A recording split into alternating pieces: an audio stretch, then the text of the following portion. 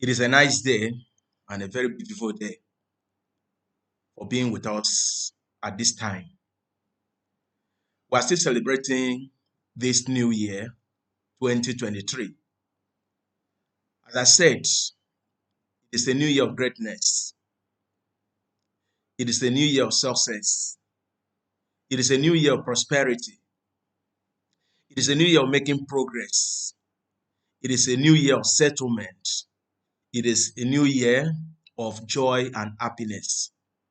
And since we prepared for all the above mentioned, then we should be able to pay the price because there are so many people that want to succeed, so many people that want to fly, so many people that want to, have their breakthrough, especially when the new year comes like this.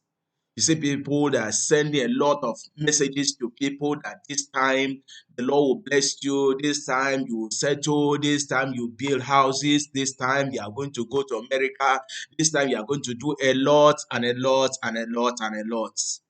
I still need to emphasize that all these messages will amount to nothing if you don't do something and take action and responsibilities. So we need to pay the price of just getting those things achieved. Some of us have spent days to fast and pray. Some of us have spent hours with our pastors for prayers. And some of us have done so many things in order to just see that this year will never leave you the way you came in. Or perhaps you came with a very high expectation. But I need to tell you, that's what we're in this year. I personally am here to make sure that we all get to the top. You cannot be the same. And this year, not it is never business as usual. So we must do something, must rise up to get something done. Now, I want to give us another tips of being successful in this year. I don't want to start a business. I don't want to achieve some things.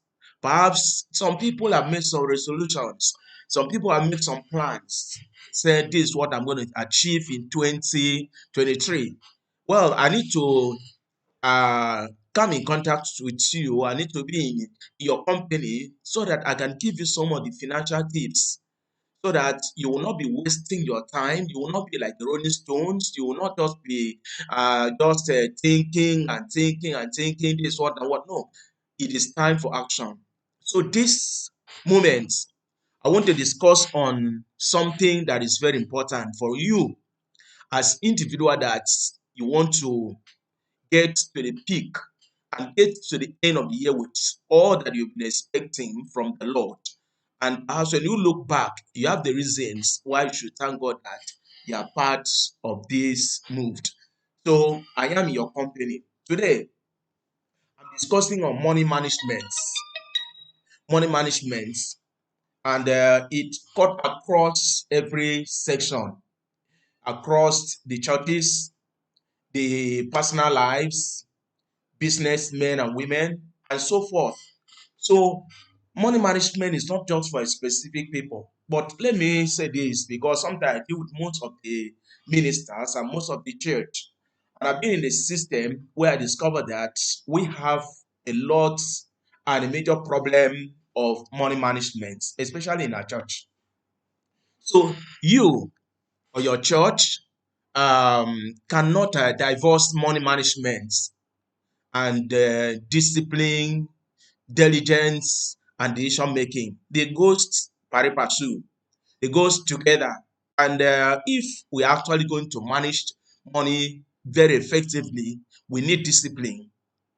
We need diligence. We need some important decision to make because there are so many people looking back in the previous year.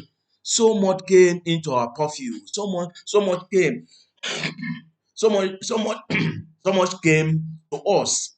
We saw money, but when you look back, can you just say this is what I was able to achieve? It's a problem of money management. So you although um in your church or in your personal life, many sometimes are blessed with a substantial amount of money. You should have a proper spending plan and start disburse before you start disbursing your money. It's not the problem is not just to make money, but what are your plans you put on ground to enable you disburse what you have in a most appropriate way and in a most beneficiary way. And you look at so much comes to you, but because there's no plans of spending, you begin to dip your hands into the available fund and then disburse it anyhow. But this year, I want us to start at this note, knowing that if you are going to achieve anything in your personal lives and as a ministers who control the resources of God, and as you businessmen who are there to make business, to do business to make profits, this is very key. Whether you're a small business person, small business enterprise, whether you are a medium business enterprise, whether you are a big mega business enterprise, money management should be your priorities, should be the key, a driving force in your own personal business. And as I said, the church is really in needs of robust money management training. Now, what is money management? Money management is the acts and sign of developing and carrying out a proper spending plan. Um, I personally came to know that money management, especially in our churches and even in our personal lives, is major problems, and it caused a serious challenge to so many serious major problems in our churches and serious challenge imposed by lack of money management.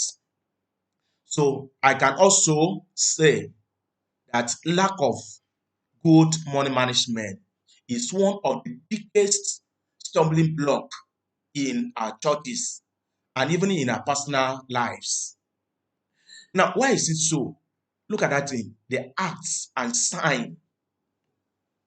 That means that there must be spending plans, there must be systematic way, there must be a program of spending, and it should be a program that you put on ground that the donors of that money or your customer or those people will actually see what your money could do in that scenario. So poor money management has even stopped God from answering our prayers for financial supply because God hates waste. We should stop wasting God resources and so that it will allow God to increase and to bless us. You can get more done for less if you are a good money managers. You see, let's look at some of our churches, and sometimes God bless the people of God, and these people are ready to open up and give, but they washed out what that money could do, what that money would achieve. And while we are watching, nothing substantial happened, and you weakened the people given that money.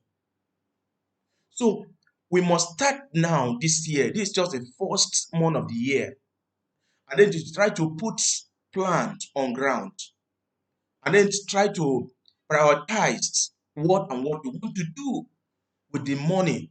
Let's look back. Someone almost run into serious problems because of lack of proper fund management. So Number two, what then is a component of money management? What is a component? What constitutes this cycle of money management? Money management involves number one, receiving. It has to do with receiving. It has to do with recording. It has to do with budgeting. It has to do with spending plan, how you spend the money. All these function are vital means effective and efficient money management in our church or personal lives. Now, when you talk about the aspect of receiving, and that's a beginning, let's check up the way we received our own money. If it is in the church, you should look at the actual physical receiving of the money, the counting system, how that money is being safeguarded, and then prepare for movement to the bank because that's the beginning. So since you have to receive before you spend, then you should know what actually you are receiving, know the people involved, and then put machinery on ground to make sure that they so loopholes from either the angles of the receivers or the angles of safeguard the person that the custodians of that money. And then the next one will be recording, creating the physical records that shows the source and amounts of income or money, where it is kept, how much is available, and the purpose and amounts of expenditures is also key because when you receive, there must be a record. These are something that you must do effectively and efficiently. And if your money management system is going to work and function, take up these components. Take up your your recording. How are this money record? The proper recording. You have a project money. You have a building money. You have missionary money, mission field, mission money. You have other operational expenses. You have other source of income, or like in a church, the major source of church fund is from tithe and offering. And maybe the other one is there. You have a special programs and people donate and then people give money. There should be a proper channel. Document is key.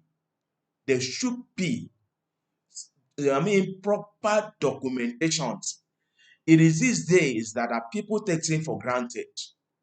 Please, leaders, ministers, managers, know that if you cannot manage the resources under your purview effectively, that even God will be pleased and human being will be happy.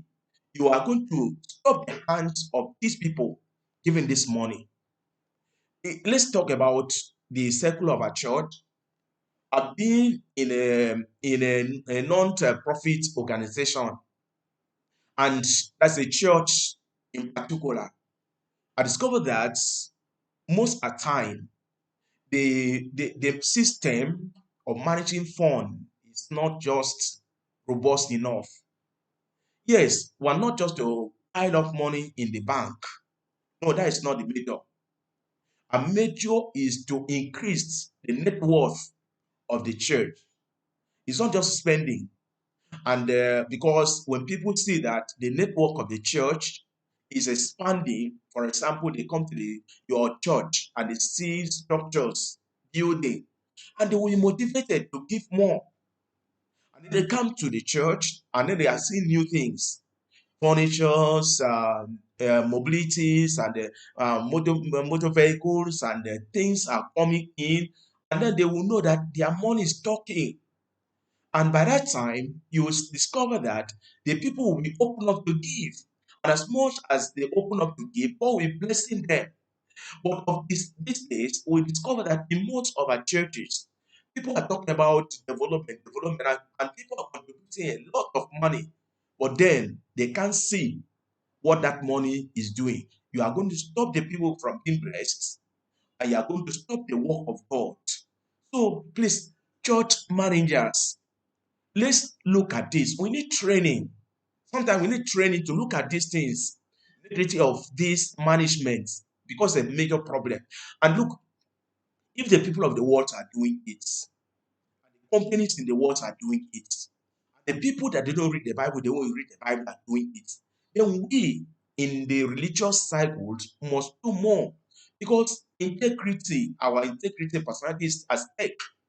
If this money or these resources is not well managed and articulated. So let's do something about it. So you see that when these are when you do this, there are benefits. Now, number three, I'm talking about the apart from recording for number three, it's the budgeting. The problem in budgeting is just discipline.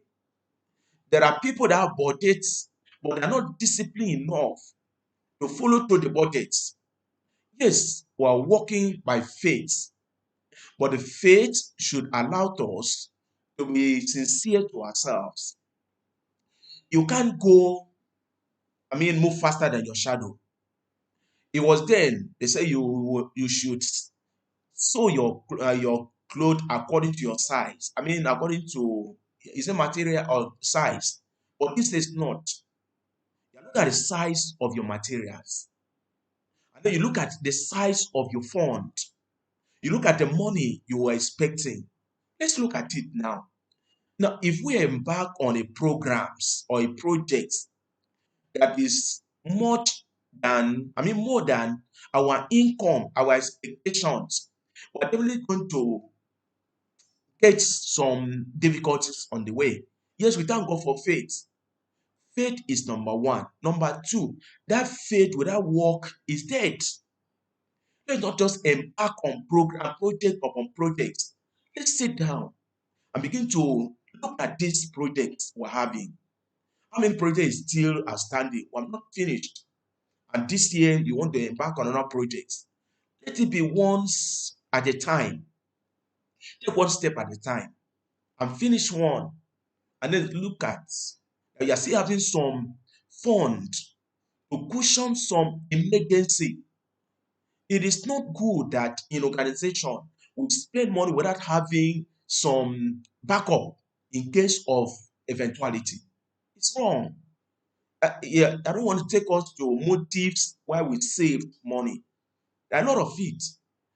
There's what they call raining day.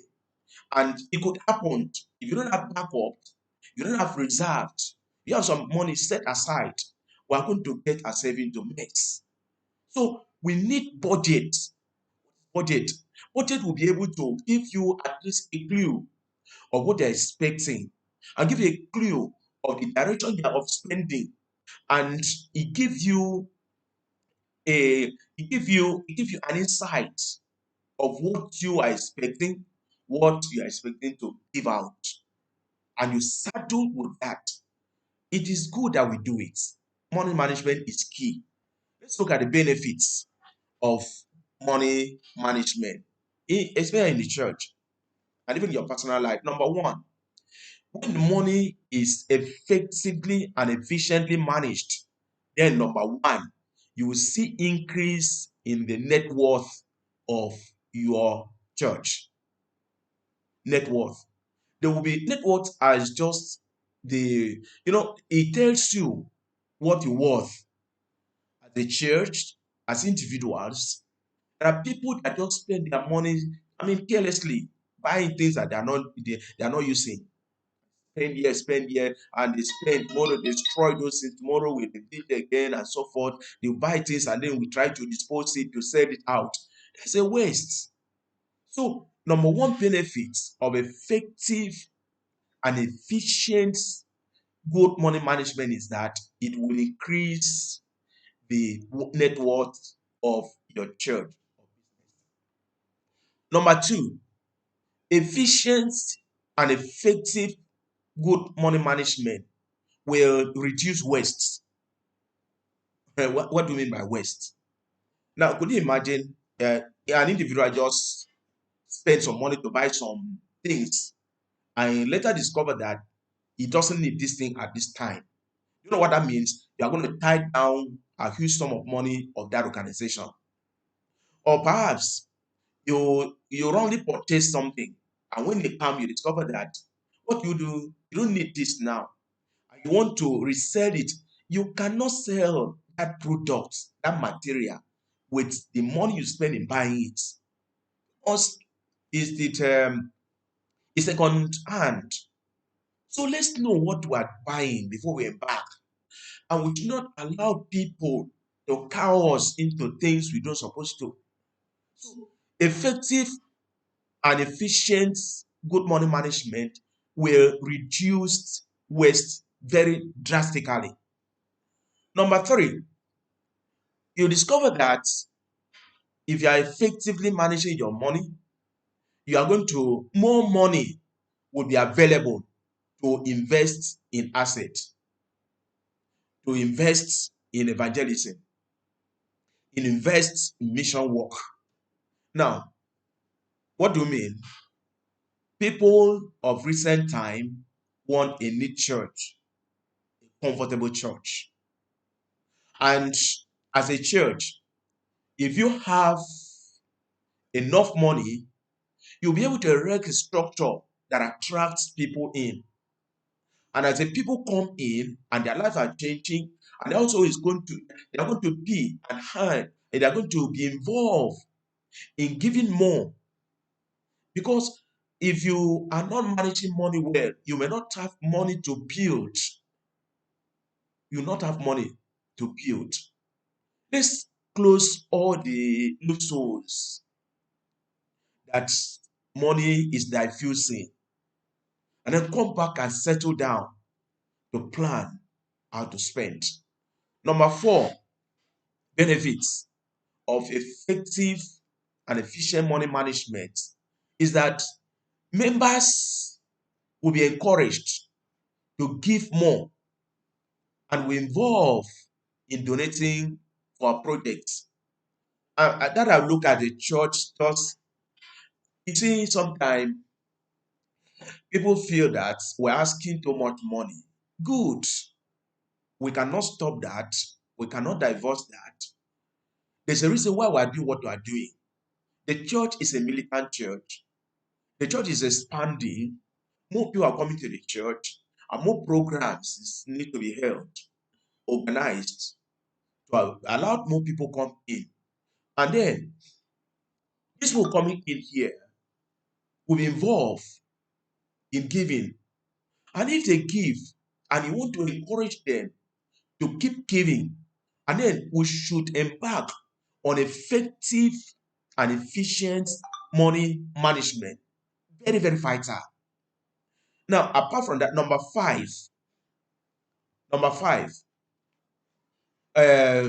benefits of money management is this: God will stimulate and grow members' faith. Member will be stimulated. Yes, when people are not receiving blessing because of crushes in their hearts, they feel that I've given so much, but I'm not saying I've not been. And when they started doing that, their faith will be affected. But where the people are actually getting to know and to see with their eyes that my money is speaking, perhaps they come to your church premises, but perhaps they look at the project that the church says is embarking, is benefiting the members and benefiting the public, and the church is good looking, and they will be encouraged, they will stimulate it, they will grow their faith the more, because the more they give, the more they will be blessed. And what this is done, I'm telling you, this year, you see people giving, you see the church net worth increasing. You see the church or you individuals having some reserve because of good money management. Rich people don't spend money as poor people. Some big churches do not spend as small churches. And either a pastor or whatever in charge want to change cars in the detriment of the church programs or work, want to do this just for his selfish interest. You are going to dance, you are going to hinder the members, stop them, they will be talking behind. So money management is needed in our church if we are to make progress this year. Now, let me conclude with this. If you plan your spending based on your planned income, you will spend your available money on things that are most important to you and your ministry. I repeat that. If you plan your spending based on your planned income, you will spend your available money on things that are most important to your ministry and your personal lives. So let it be systematic, let it be planned, let's strategize, let's look back, let's check up, let's plan, let's have a cycle. We need to follow stages. And when we do this, I tell you, this year is not going to be as usual. I will see your church bubbling with funds. You have enough in the bank to spend. I will see members getting blessed because they will be opened up, stimulated to see, and they will be blessed. Your church will be expanded. Your personal business will be expanded. Your personal life will be expanded. Everything will double up this year. So let's get back on drawing board of money management. If you like this, please subscribe because the next topic will be mind blowing. I welcome all of us as we give time to go through this, listen to this again and again. And I tell you, something great and something new will be happening. So get on, read it, listen to it, and subscribe. Share with friends, share with others, and then we'll get there. Thank you for listening.